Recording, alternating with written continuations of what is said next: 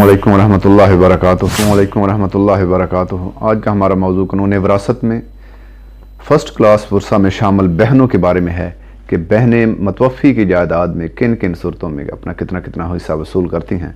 तो इस सिलसिले में हम मतवफ़ी की हकीकी बहनों को देखते हैं। तो हकीकी बहनें 5 सूरतों से मतवफ़ी की जायदाद में अपना हिस्सा वसूल करती हैं। पहली सूरत यह है कि मतवफ़ी की कोई मुज़क्कर या मुअन्नस औलाद ना हो, ना माँ बाप हों और ना कोई मतवफ़ी का भाई हो। तो इस सूरत में एक बहन होने के वजह से मतवफ़ी की एक बहन मतवफ़ी की जायदाद में से 1/2 की वारिस होती है। दूसरी सूरत में अगर मतवफ़ी की 2 बहनें या 2 से ज़ायद हों तो वो 2/3 की वारिस होंगी। तीसरी सूरत में अगर मतवफ़ी की बहन के साथ एक हकीकी भाई भी हो तो फिर मतवफ़ी की बहन भाई के साथ बतौर असबा अपना हिस्सा वसूल करेगी। चौथी सूरत में मतवफ़ी का अगर कोई मतवफ़ी की बेटी हो तो फिर मतवफ़ी की बहन बेटी के साथ बतौर असबा अपना हिस्सा वसूल करेगी। और 5वीं सूरत यह है कि मतवफ़ी की अगर कोई मुज़क्कर औलाद या मतवफ़ी के माँ बाप ज़िंदा हों तो फिर मतवफ़ी की बहन मतवफ़ी की विरासत से महरूम होगी। ये हकीकी बहन की 5 सूरतें थी। और अब हम मतवफ़ी की अलाती बहन के बारे में देखते हैं कि वो किन किन सूरतों में मतवफ़ी की जायदाद में से अपना हिस्सा वसूल करती हैं। तो जब ये हम देखते हैं तो मतवफ़ी की अलाती बहन 7 अंदाज में या 7 तरह से 7 सूरतों में मतवफ़ी की जायदाद पर असरअंदाज होती है। सबसे पहले ये सूरत है कि मतवफ़ी की कोई मुज़क्कर या मुअन्नस औलाद नहीं, माँ बाप नहीं और हकीकी बहन भाई नहीं, बल्कि मतवफ़ी की एक अलाती बहन है तो वो मतवफ़ी की जायदाद में से 1/2 हिस्सा वसूल करेगी। दूसरी सूरत में उसकी 2 या 2 से ज़ायद अलाती बहनें हैं तो वो 2/3 हिस्सा वसूल करेंगी। और तीसरी सूरत में ये है कि मतवफ़ी की एक बहन है, एक हकीकी बहन है और मतवफ़ी की अलाती बहन है तो फिर मतवफ़ी की अलाती बहन 1/6 हिस्सा वसूल करेंगी। और चौथी सूरत यह है कि मतवफ़ी की 2 हकीकी बहनें हैं।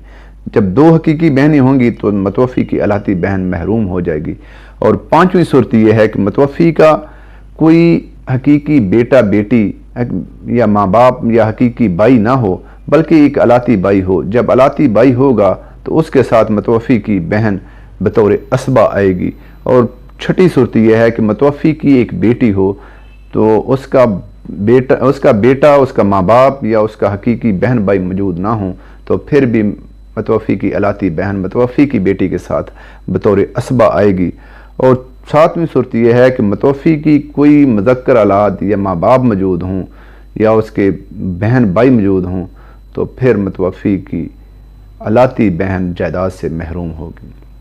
और अब ये 7 सूरतें थी मतवफ़ी की अलाती बहन की जो मतवफ़ी की जायदाद में असरअंदाज होती है। अब हम मतवफ़ी की अख़याफ़ी बहन के बारे में देखते हैं कि मतवफ़ी की अख़याफ़ी बहन किन किन सूरतों में मतवफ़ी की जायदाद में असरअंदाज होती है। तो इसकी 3 सूरतें हैं। पहली सूरत यह है कि मतवफ़ी की मुज़क्कर या मुअन्नस औलाद मौजूद ना हो, ना माँ बाप हों, बल्कि मतवफ़ी की अख़याफ़ी बहन भाई हों तो ये एक भाई या एक बहन हो तो फिर ये मतवफ़ी की जायदाद में से 1/6 हिस्सा वसूल करते हैं।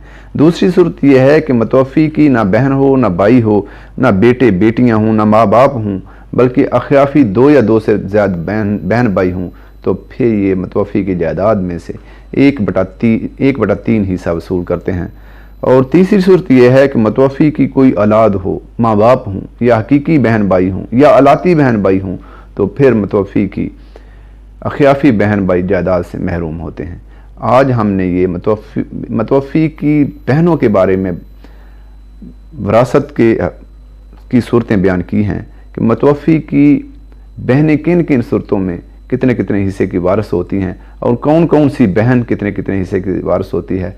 आइंदा आने वाली वीडियो में हम मतवफ़ी के असबा के बारे में बात करेंगे कि कौन कौन से मतवफ़ी के असबा या रेज़िड्यूरी बन सकते हैं और वो अपना कितना कितना हिस्सा वसूल करते हैं।